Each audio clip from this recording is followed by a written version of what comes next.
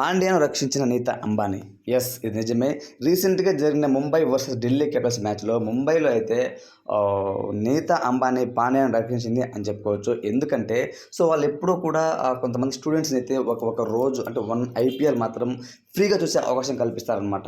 దానికి సంబంధించి ఎప్పుడు కూడా ఫస్ట్ 3 మ్యాచెస్‌లో హార్దిక్ పాండ్యాని చేశారనమాట ఆడియన్స్. కాబట్టి ఆ స్కోప్ లేకోకుండా దాదాపు 20,000 మంది స్టూడెంట్స్‌ని తీసుకొచ్చి అందులో నిలబెట్టిందనమాట. అక్కడ అందరిని కూర్చోబెట్టి అందరిని అంటే వాళ్ళకి పెద్దగా తెలీదనమాట. పిల్లలు కదా! వాళ్ళు పెద్దగా అదంతా తెలీదు. వాళ్ళు జస్ట్ రోహిత్ అని అరుస్తున్నారు అంతే తప్ప పెద్దగా చేయలేదనమాట. కాబట్టి మన హార్దిక్ పాండ్యా బతికిపోయారు. లేకోకుండా ఉంటే ముంబై హోమ్ గ్రౌండ్‌లో రోహిత్ అభిమానులు రెట్టింపు ఉంటారు కాబట్టి ఖచ్చితంగా హార్దిక్ పాండ్యాకి మళ్ళా చేదు అనుభవం ఎదురయ్యేది. కాబట్టి తను చాలా మంచిగా గ్రాండ్‌గా ప్లాన్ చేసి ఈ 4th మ్యాచ్ అయినా ఖచ్చితంగా గెలవాలి అని చెప్పి కాబట్టి తనకు స్టార్టింగ్‌లోనే ఈ విధంగా హార్దిక్ పాండ్యాని తిట్టకూడదు ఎవరో కూడా అని చెప్పి అంతమంది స్టూడెంట్స్ రావడం వల్ల అక్కడ క్రౌడ్ మొత్తం దాదాపు 20,000 మంది అంటే మామూలు విషయం కాదు. 20,000 మంది స్టూడెంట్స్ అంటే కొంతవరకు అందరూ కూడా వాళ్ళే ఉండడం వల్ల హార్దిక్ పాండ్యా బతికిపోయాడు అని చెప్పుకోవచ్చు.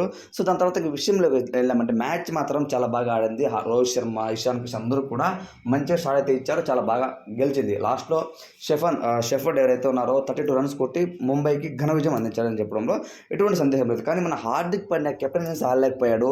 వన్‌డే బ్యాటింగ్ లాగా మిడిల్ ఆర్డర్‌లో వచ్చి అసలు సింగిల్స్ తీస్తూ, డబుల్స్ తీస్తూ స్ట్రైక్ రొటేట్ చేయలేకపోయాడు. పరుగులు కొట్టలేకపోయాడు అనమాట.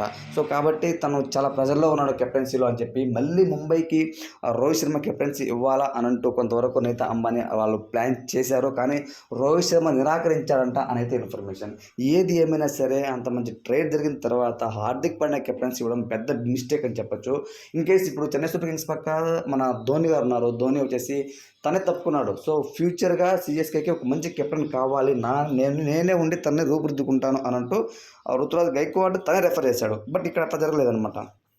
వీళ్ళే కావాలని రోహిత్ శర్మని పక్కకు పెట్టేసి ఒక ఇన్ఫర్మేషన్ కూడా తనకి ఇవ్వకోకుండా రోహిత్ శర్మని పక్కన పెట్టి హార్దిక్ పాండ్యా కెప్టెన్సీ ఇచ్చారు అనేది తెలుస్తుందన్నమాట.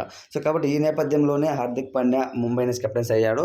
దాని తర్వాత రోహిత్ శర్మ కూడా ఇప్పుడు మళ్ళీ కెప్టెన్సీ నువ్వు చేస్తావంటే నేను చెయ్యను. ఫర్దర్గా కూడా ముంబై ఇండియన్స్ టీంలో నేను ఉండను. నేను ఇంకా 2025లో ఆక్షన్లోకి వెళ్ళాలనుకుంటున్నాను అని కూడా చెప్పడం జరిగిందనమాట. డ్రెస్సింగ్ రూమ్లో కొంతవరకు అయితే చికాకులుగా ఉన్నాయి. 2 గ్రూపులుగా విడిపోయారు అనుకుంటే నాకైతే వినిపిస్తుంది.